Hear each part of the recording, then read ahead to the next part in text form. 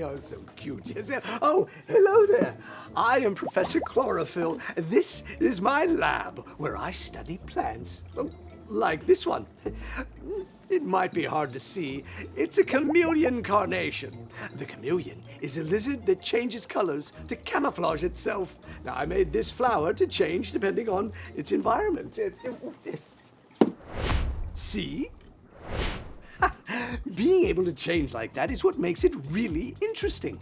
Now, lots of things change in the plant world.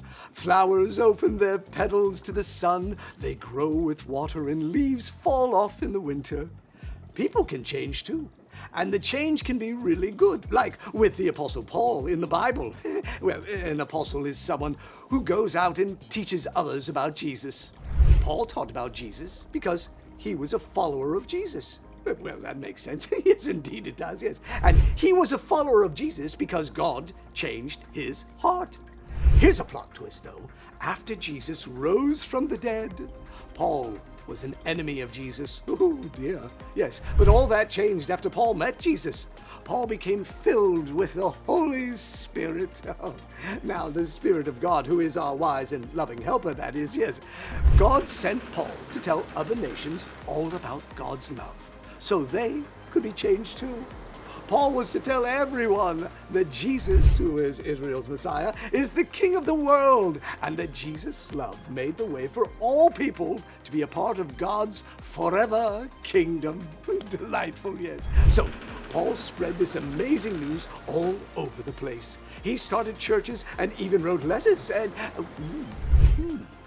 what if there was a plant that could write letters? Oh, yes, I must work on that. Yes, well, anyways, one of Paul's letters was to a group of Jesus' followers in Ephesus. Now, Ephesus was a city. The people who lived there were called Ephesians. Ephesus, Ephesians, you get it. They sound similar, don't they? Yes, well. Now, in Paul's letter, he wanted them to know that God's promises to Jewish people, the promises that he would send an everlasting king, and that they would be invited to be a part of God's forever kingdom. Oh, yes. So he wanted them to know that those promises weren't only for Jewish people, no, but also for non-Jewish people.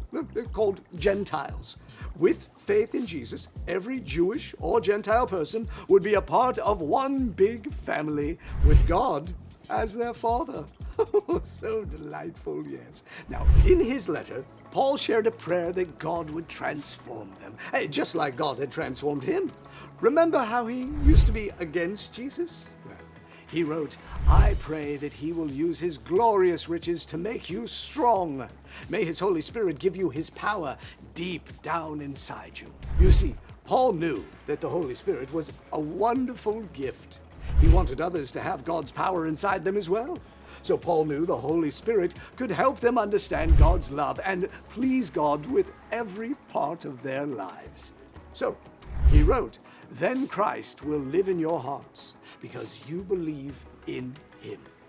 And I pray that your love will have deep roots. I pray that it will have a strong foundation."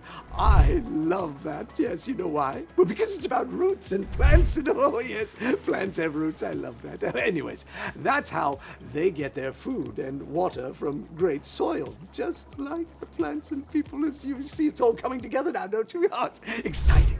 Paul wanted the Ephesians to be rooted in Jesus and his perfect love, so they could love like him.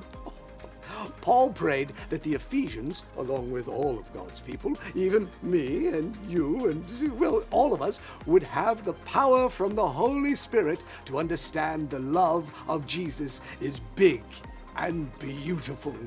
Yes, he wrote, "May you know how wide and long and high and deep God's love is." Yes. Paul knew God's love would change the Ephesian Christians. Remember, his change was so amazing himself, yes? So he prayed for them to understand God's love better. He wrote, "Then you will be filled with everything God has for you." God's love was changing them into the people God made them to be.